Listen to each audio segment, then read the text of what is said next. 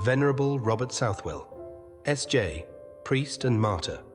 Note: St. Robert Southwell was beatified in 1929 and canonized on October 25, 1970. The Venerable Robert Southwell was born at St. Faith's in Norfolk in the same year that Elizabeth ascended to the throne of England, and was sent to the English college at Douai for his education when yet very young. Thence he proceeded to Rome, where he was received into the Society of Jesus at the age of 16, and, after completing his noviceship and course of theology, filled for some time the post of prefect of studies at the English college. His abilities and application were remarkable, and he has left behind him both in prose and verse writings which bear witness both to his poetic genius and his tender piety. In AD 1584, Father Southwell was sent upon the English mission, where he labored with great fruit for 8 years and was the means of effecting many conversions, especially in the families of the gentry.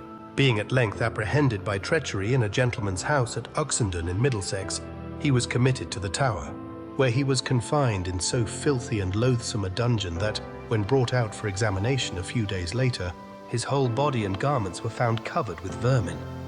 Through the intercession of his father, who made personal application to the Queen, he was removed shortly afterwards to a more commodious apartment, and was allowed a change of linen and the use of books. All that he asked for was the Holy Bible and the works of St. Bernard. During the 3 years that the venerable confessor was imprisoned in the Tower, he was put to the torture on 10 separate occasions by order of the Queen and Privy Council. The object of this barbarous treatment was to extract a confession of complicity in certain political plots, which were falsely ascribed to the instigation of the seminary priests, and more particularly of the Jesuits.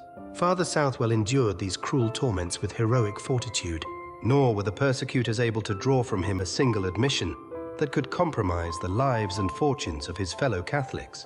In one of his letters, addressed from his prison to a friend at Rome, he alludes to these combats with which he became so familiar in the following words: "Some there are who are hung up for whole days by the hands, in such a manner that they can but just touch the ground with the tips of their toes. This purgatory we are looking for every hour, in which Topcliffe and Young, the 2 executioners of the Catholics, exercise all kinds of torments. But come what will, we shall be able to bear all in him that strengthens us." After 3 years of close imprisonment in the Tower, Father Southwell was removed to Newgate, where he was cast into a dark and dismal dungeon constructed beneath the surface of the ground and commonly known by the name of Limbo. A few days later, he was brought up for trial at Westminster before Lord Chief Justice Popham and 3 other judges on the charge that, after having received priestly orders by the pretended authority of the Bishop of Rome, he had remained in England as a false traitor contrary to the statutes of the realm. On being summoned to the bar, he bowed respectfully to the judges and held up his hand according to the custom. In answer to the question, "Guilty or not guilty?" he replied, "I confess that I was born in England a subject to the Queen's Majesty, and that by authority derived from God I have been promoted to the sacred order of priest in the Roman Church. But that I never entertained any designs or plots against the Queen or kingdom, I call God to witness, the avenger of perjury. Neither had I any other design in returning to my native country than to administer the sacraments to such as desired them." The jury having been sworn, the Queen's attorney proceeded to prove the heads of the indictment, after which the Lord Chief Justice summed up in a violent speech full of reproaches and invectives. A verdict of guilty was quickly returned, and the prisoner was asked whether he had anything to say for himself why sentence of death should not be pronounced against him. "Nothing," replied the holy confessor, "but from my heart I beg Almighty God to forgive all who have been in any way accessory to my death."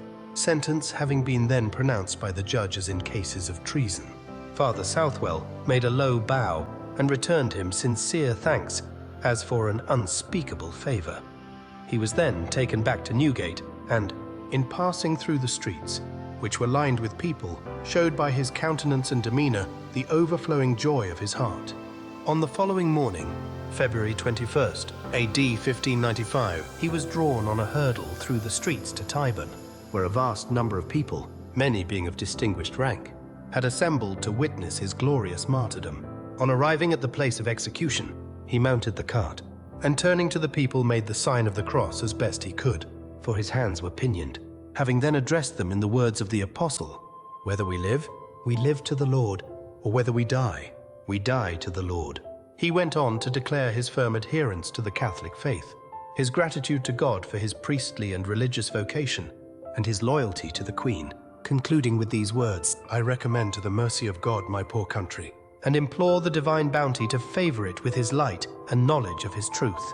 I beg that this my death may be for my own and for my country's good and the comfort of the Catholics my brethren." Having finished these words, he again blessed himself, and with his eyes raised to heaven, repeated with great calmness the words of the psalmist. In manus tuas, Domine, commendo spiritum meum. Into thy hands, O Lord, I commend my spirit, and other ejaculations until the cart was drawn away.